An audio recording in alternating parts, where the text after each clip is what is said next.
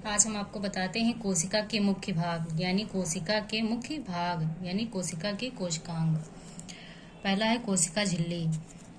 यह पादप और जंतु कोशिका दोनों में पाई जाती है। कोशिका झिल्ली जो होती है पादप और जंतु दोनों में पाई जाती है, यानी पौधों में भी पाई जाती है और जंतुओं में भी पाई जाती है कोशिका झिल्ली।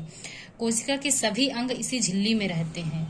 कोशिका के जितने अंग हैं जैसे माइटोकॉन्ड्रिया, हरित लवक, गाल्जी काय, केंद्रक, तारक काय, ये जो सभी कोशिकांग हैं ये सब एक झिल्ली में पाए जाते हैं। इसे हम कोशिका झिल्ली कहते हैं। और ये जो झिल्ली होती है ये झिल्ली होती है यह प्रोटीन की बनी होती है। ये जो कोशिका झिल्ली होती है यह प्रोटीन की बनी होती है। अगला देखते हैं कोशिका भित्ति। यह केवल पादपों में पाई जाती है। कोशिका भित्ति जो है यह केवल पादपों में पाई जाती है, यानी पेड़ पौधों में पाई जाती है। यह जंतुओं में नहीं पाई जाती है। कोशिका भित्ति केवल पादपों में पाई जाती है। यह सेलुलोज की बनी होती है। कोशिका भित्ति जो है यह सेलुलोज की बनी होती है। यह सुरक्षा तथा आकार प्रदान करती है। यह जो है कोशिकाओं को सुरक्षा तथा आकार प्रदान करती है।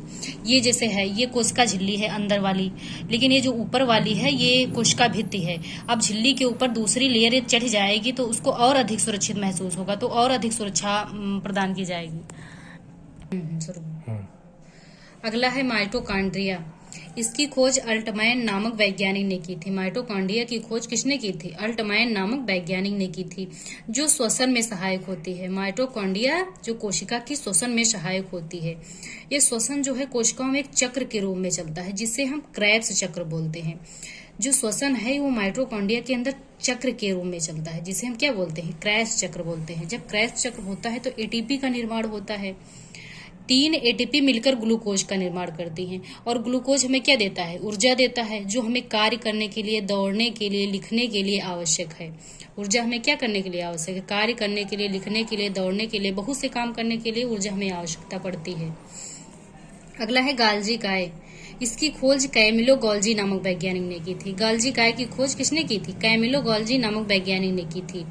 इसे डिक्टियोसोम भी कहते हैं। गाल्जी काय का दूसरा नाम है डिक्टियोसोम। क्या नाम है? डिक्टियोसोम। इसका कार्य परिवहन करना है। गाल्जी काय का कार्य है मतलब परिवहन, यानी आवागमन करना। जहां पर जैसे ऊर्जा नहीं होती है तो दूसरे अंग से ऊर्जा लाने का कार्य, या जहां पे प्रोटीन कम होती है तो वहां पर अत्यधिक प्रोटीन जहां होती है वहां से प्रोटीन कम वाले स्थान पे प्रोटीन का लाना। तो ये गाल्जी काय है, ये परिवहन का काम करता है, यानी आवागमन का काम करता है। अगला देखते हैं केंद्रक। मोस्ट इम्पोर्टेंट, केंद्रक कोशिका का मुख्य भाग होता है या कोशिका का मेन पार्ट जो होता है ये केंद्रक होता है। इसमें डीएनए तथा आरएनए और गुणसूत्र पाए जाते हैं। केंद्र में क्या क्या पाया जाता है? डीएनए, आरएनए और गुणसूत्र। डीएनए का पूरा नाम होता है डीऑक्सी राइबो न्यूक्लिक एसिड और आरएनए का पूरा नाम होता है राइबो न्यूक्लिक एसिड। इसलिए केंद्रक का आनुवंशिकी में महत्वपूर्ण स्थान है, क्योंकि इसमें डीएनए, आरएनए और गुणसूत्र की उपस्थिति के कारण इस केंद्रक का आनुवंशिकी में बहुत महत्वपूर्ण है। अगला है तारक काय, सेंट्रोसोम। इसका इंग्लिश में कहते हैं सेंट्रोसोम। तारक काय की खोज बॉबरी नामक वैज्ञानिक ने की थी। किसने की थी? बॉबरी नामक वैज्ञानिक ने। तारक काय कोशिका विभाजन का कार्य करता है, यानी सेल डिवीजन का कार्य करता है। तारक काय जो है वो एक कोशिका से 2 कोशिकाएं जिसे सेल डिवीजन होता है उसका कार्य जो है तारक काय करता है। जैसे लीवर में सेंट्रोसोम की कोशिकाएं अत्यधिक पाई जाती हैं। सेंट्रोसोम यानी तारक काय की कोशिकाएं लीवर में अत्यधिक पाई जाती हैं, क्योंकि जैसे लीवर के हम थोड़े से पार्ट को कट कर देते हैं तो इसकी कोशिकाएं तुरंत ही क्षतिपूर्ति कर लेती हैं उसकी, क्योंकि उसमें सेंट्रोसोम की कोशिकाएं अत्यधिक पाई जाती हैं। और न्यूरॉन में इसकी कोशिकाएं नहीं पाई जाती हैं। न्यूरॉन कहाँ स्थित होता है? ये मस्तिष्क में पाया जाता है, ब्रेन में। और ब्रेन में जो सेंट्रोसोम की कोशिकाएं हैं वो नहीं पाई जाती हैं। अगला है अंतःप्रदव्य जालिका। क्या है? अंतःप्रदव्य जालिका।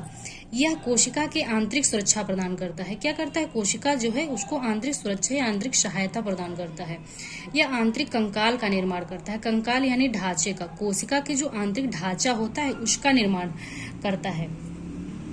ये अंतःप्रदव्य जालिका को इंग्लिश में हम बोलते हैं इंडोप्लाज्मिक रेटिकुलम। क्या बोलते हैं? Endoplasmic reticulum. ये 2 भागों में बना होता है। पहला होता है स्मूथ यानी चिकना। इधर का ये जो है ये पार्ट ये स्मूथ होता है, चिकना, और इधर का रफ यानी खुरदुरा। ये जो चिकना होता है इंडोप्लाज्मिक रेटिकुलम ये वसा का निर्माण करता है। जैसे हमारी त्वचा होती है वो चिकनी होती है, वो उसमें वसा पाई जाती है।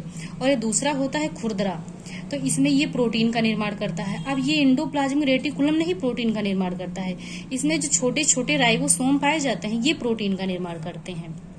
आज के लिए बस इतना ही। यदि हमारा वीडियो पसंद आए तो चैनल को लाइक सब्सक्राइब जरूर करें।